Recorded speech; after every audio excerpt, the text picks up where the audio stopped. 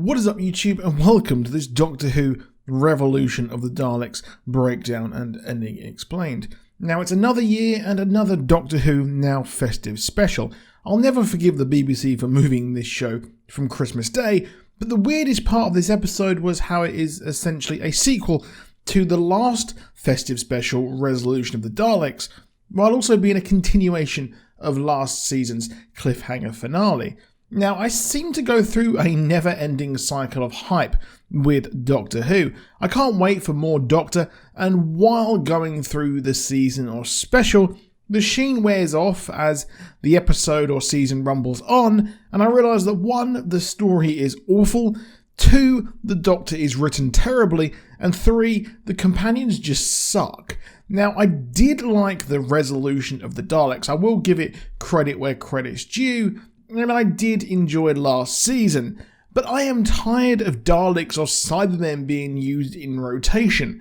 We had some amazing new villains like the Angels, the Ood and the Silence created in New Who, but they keep going back to the retro nostalgia well. The episode opens with an epilogue to the last special where we see the government take the leftover remnants of the Scout Dalek to Depository 23. I expected this to be part of a Torchwood or Unit resurgence after us learning that Unit was defunded last special, but no, this dude who's driving the lorry just gets killed and his tea poisoned, and this was just such a weird scene for it to just be a plot device and that's it. We learn that the person behind all this was Jack Robertson and the new British Technology Secretary.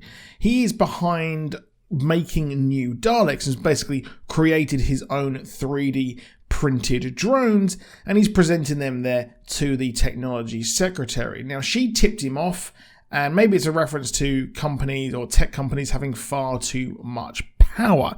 Now, this guy returns from season 11's episode Arachnids in the UK, but his crimes were exposed. However, he is doing just fine and creating new drones to be used for security, as ordered by Jo, the tech secretary there. But she doesn't really do much this episode, other than later becoming the Prime Minister and blackmailing Jack Robertson. She's a far cry from Harriet Jones, and this whole storyline was a complete and utter letdown. The idea that the police are using drone Daleks when you've got Yaz, who is a police officer, and the whole police everything that is happening in the UK and the world, well, yes, that could have been an interesting storyline, but no, that is it. As we catch up with the Doctor in jail, which for a cliffhanger is beyond terrible in its payoff, as she's broken out almost instantly. And again,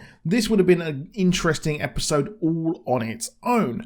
She lives the lockdown life doing a home workout, and I did like these scenes as we see a weeping angel called Angela, an Ood, a Silence, and a Peting, which is introduced in season 11, episode 5.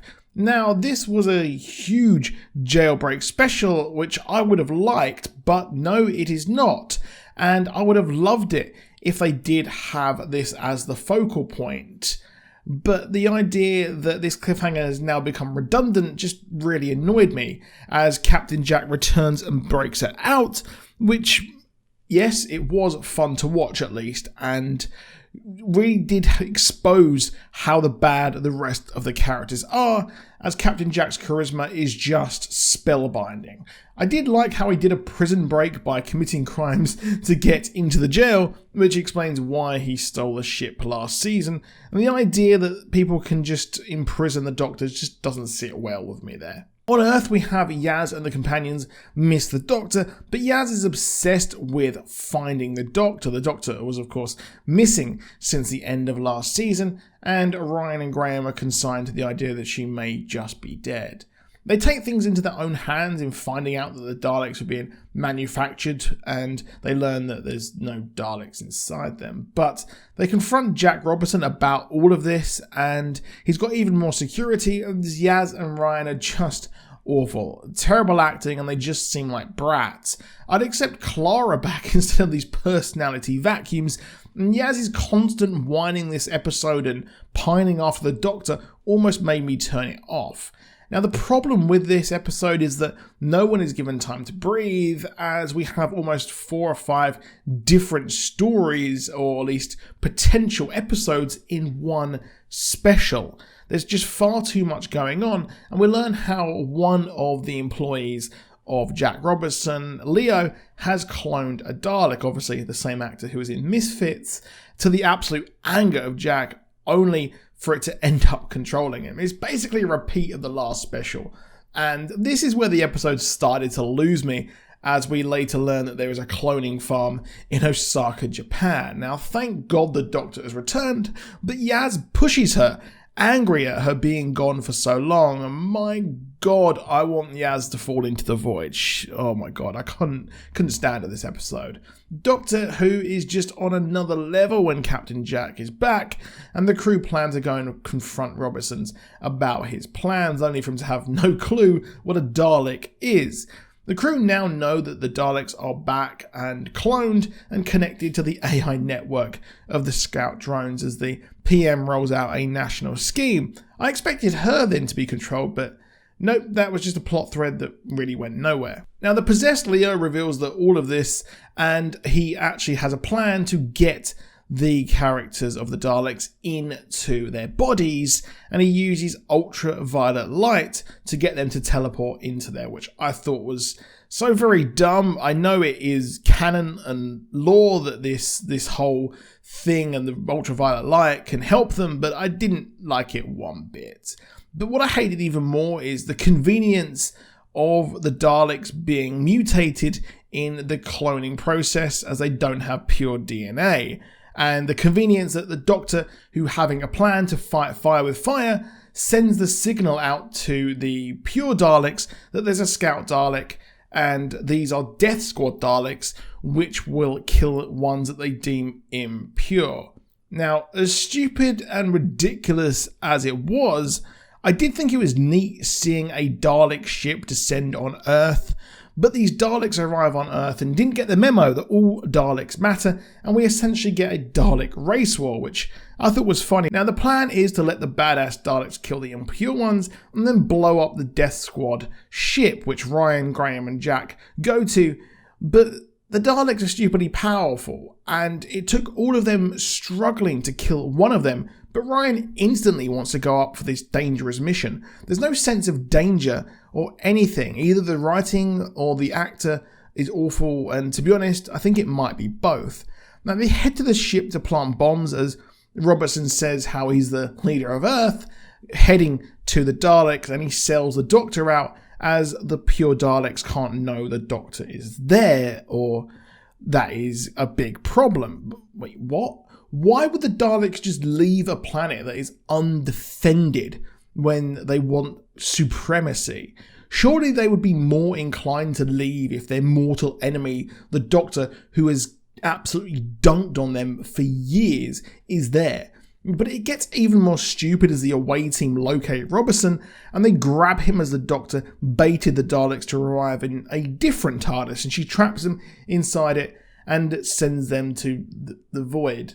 Not only did the Doctor manage to find another TARDIS in double quick time, which I'm unsure if it's the one used by Ruth Clayton, her other incarnation's TARDIS, or what, but the idea that the Doctor just absolutely destroyed a sentient being in a TARDIS, the fact that it's trivialized that this was blown up when it's happened before and it almost wiped out the universe, and the fact that the TARDIS is obviously has a conscience, yes, it is absolutely awful. But the day is saved, and Jack Robertson is deemed as the saviour of Earth for standing up to the Daleks, which is pretty funny, as he may run for president again there. And Jack Harkness has left again, but says he's meeting up with Gwen Cooper of Torchwood.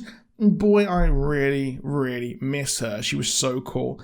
However, the ending hints at a return to, well, something like that, as Graham and Ryan leave the Doctor, as Ryan wanted to learn to ride a bike instead of travelling the universe and time, which is beyond cringe, as Ryan's mum appears like a Force ghost. Not quite Rose and the Doctor on the beach, is it? but they have psychic paper and head out investigating mysteries. And so I think that them teaming with Jack is a precursor to this, but my god, I hope Ryan never returns. Yaz and the Doctor are now free to hang out after Yaz's constant whining. The episode was largely awful in my opinion, with the Doctor not the Doctor anymore, and happy with bringing more Daleks killing humans as a nuclear option, as well as blowing up the TARDIS.